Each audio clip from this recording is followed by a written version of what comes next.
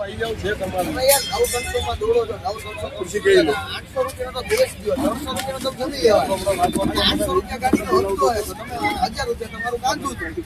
સેવા કરો છો અને ઘણા વેન્ડર મિત્રો એમ જ છે 9-300 ગાડી મળે અને તમે જાવ જ છો મારા ભેગા જ બેઠા છે હુકામ લ્યો હોય એના કરતા ગાડી વેચીને ડ્રાઇવિંગ કરતો તો 25,000 રૂપિયા પગાર આવે. મેન્ટેનન્સ ને વીમો તો નહીં ભરવો પડે. ફિટનેસ ને પરમિટ ને પેનિક બટન નવું આવ્યું.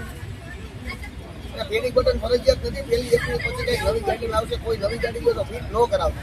એપીભાઈ નો સંપર્ક કરજો અથવા મને ફોન કરજો તો સુનિલભાઈ હરેશભાઈ ને સાચી માહિતી આપશે. અને કદાચ ફિટ કરવું હોય તો 10 થી 11,000 માં થાય છે. 17,000 દેવા જરૂર 4,000. દરેક મિત્રો પેનિક બટન માટે કે જે જીપીએસ સરકાર માન્ય રજીસ્ટ્રેશન સાથેનું જે માંગે છે નિયમ પ્રમાણે જો લાગુ પડશે તોની વાત છે. તો એની અંદર આપણે ઘણી કંપનીમાં આરટીઓમાં ઘણી તપાસ કરી વાતચીત કરી છે કે આપણે હું પોતે કે તમે ગમે ત્યાં કરાવવા જશો આ લાગુ પડ્યું તો માર્કેટમાં આપ જ ભાવ આવશે 14, 15, 17. પણ જ્યારે આ કરાવવાનું થાય કોઈ પણ ડ્રાઈવર મિત્ર બહાર એ રીતે દોડે નહીં અને કરે નહીં.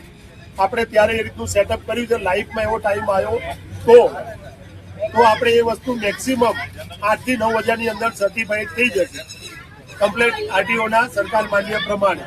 પણ એ બનવા કાલ લાસ્ટ ટાઈમમાં આપણે કરવું પડ્યું તો આપણી મજબૂરી. એટલે એના માટે કોઈ પણ ડ્રાઈવર મિત્ર આ નિયમને લઈને કોઈ બી અફવા આવે કે કંઈ બી આવે તો એના માટે પેનિક થવું નહીં. કારણ કે નિયમનું નામ જ છે પેનિક બટન. પેનિકમાં કોઈ આવતા નહીં. ચંદ્રેશભાઈ થોડું અત્યારના ભાવતાલ વિશે કે જે અમુક ખોટા ડ્રાઈવર પાડે છે એ વિશે 2 શબ્દો. જય હિન્દ, જય ભારત. હું એક ડ્રાઈવર છું. ડ્રાઈવરની તો ઘણી બધી સમસ્યાઓ છે પણ મેન સમસ્યા રેટની છે.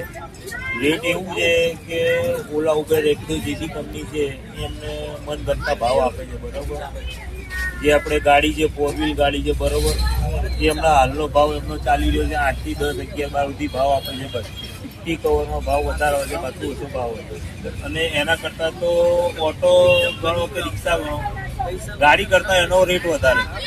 ગાડી કરતાં એનો કમ્પલસરી રેટ 14 રૂપિયા 15 રૂપિયા આપે છે બરાબર. એટલે મારે તો એવું જ કહેવું છે કે ભાઈ બને ત્યાં સુધી અમારો ભાવ ઓટો કરતાં વધારે રાખો તો જેથી અમને પોસાય. કેમ કે ઓટો રિક્ષા છે એના કરતાં વધારે છે પણ એના કરતાં 10 ગણા વધારે ખર્ચા અમારા ગાડીઓના છે પહોંચેલા છે. એટલે મારું તો એવું જ કહેવું છે કે બને ત્યાં સુધી રેટ એવો આપો કે અમારા ડ્રાઈવર ભાઈઓને 2 પૈસાનો ફાયદો થાય, અમારું ઘર ચાલે અને અમે શાંતિથી રહી શકીએ. આ ભાવમાં તો એવું થશે કે થોડા ઘણા દિવસો પછી એવું થશે કે ડ્રાઈવર ભાઈઓને આત્મહત્યા કરવાના વારા આવશે. ઘણી બધી જગ્યાએ તમે વિડીયો વાયરલ થયેલા જોયા હશે કે ડ્રાઈવર ભાઈઓ આપણા હપ્તા ભરી નથી શકતા, ઘર નથી ચલાવી શકતા, તો એ લોકો આત્મહત્યા કરવા માંડ્યા છે. અને આપણે ગુજરાતમાં એ પરિસ્થિતિ ના થાય એના માટે જે બી આપણી ભારત સરકારે જે નિર્ણય લીધો છે ભારત ટેક્સીનો એમાં રેટ અપ કરીને આપે કે જેથી અમે ઓલા ઉબેર અને રેપિડો જે બહારની કંપનીઓ છે એને છોડી દઈએ અને આપણી ઇન્ડિયાની જે ભારત સરકારની જે નવી કંપની આવી છે ભારત ટેક્સી એને અમે ચલાવીએ અને એને સારો સમર્થન અત્યારે આપીએ છીએ. અને હજુ ઘણો સારો સમર્થન અમે બધા ડ્રાઈવર ભાઈઓ આપીએ એવું અમે કંઈક કરીએ. પણ એના માટે સરકારે અમને સપોર્ટ કરવો પડશે અને રેટ અમને સારો આપવો પડશે તો અમે બધા ડ્રાઈવર ભાઈઓ ભેગા થઈને એ ચલાવીશું અને બીજી બધી કંપનીઓની એપો ધીરે ધીરે એને બંધ કરી દઈશું. અને જો સરકાર અમને અત્યારે રેટ મિનિમમ જે મેક્સિમમ રેટ જોઈએ જે આપે તો અમે ઓન ધ સ્પોટ ઓલા ઉપર ને રેપિડો બંધ કરવા તૈયાર છીએ. જય હિન્દ, જય ભારત. જેમ ચંદ્રેશભાઈએ જણાવ્યું એ રીતે સરકાર ટેક્સી જે છે એમાં સરકાર અમને સપોર્ટ આપશે કે ડ્રાઈવર મિત્રોને થોડુંક તકલીફ સામું જોશે તો ડ્રાઈવર દરેક સપોર્ટ કરવા તૈયાર જ છે અને હાલમાં સપોર્ટ કરે જ છે એ બધા જાણે છે. તો અમારું તો એક જ સ્લોગન છે કે અમદાવાદ આગળ આવે, ગુજરાત આગળ આવે ને આપણો દેશ આગળ આવે.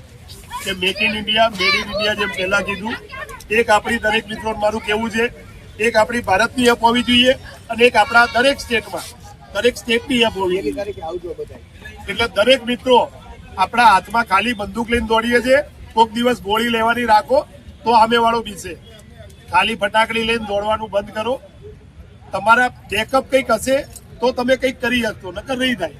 એટલે 1 તારીખે જે આયોજન છે એની અંદર દરેક મિત્રો આજે જે ના આવી શક્યા કે જે પણ છે દરેક મિત્રો સુનિલભાઈને, ચંદ્રેશભાઈને, ગજુભાઈને, ભાવેશભાઈને કે મયુરભાઈ કે પરેશભાઈ, આ દરેક મિત્રોને સપોર્ટમાં આવીને ઉભા રહેજો તો આગળ કંઈક નિરાકરણ છે. તમારે ખાલી કલાક કાઢવાનો છે, બીજું કોઈ યોગદાન કોઈએ કરવાનું નથી. એટલે એટલું ખાસ જોજો, એમ સમજો ઓલાનું સર્વર ડાઉન થઈ ગયું, જિંદગી બરબાદ નહીં થઈ જાય 1 કલાકમાં. જય હિન્દ, જય ભારત.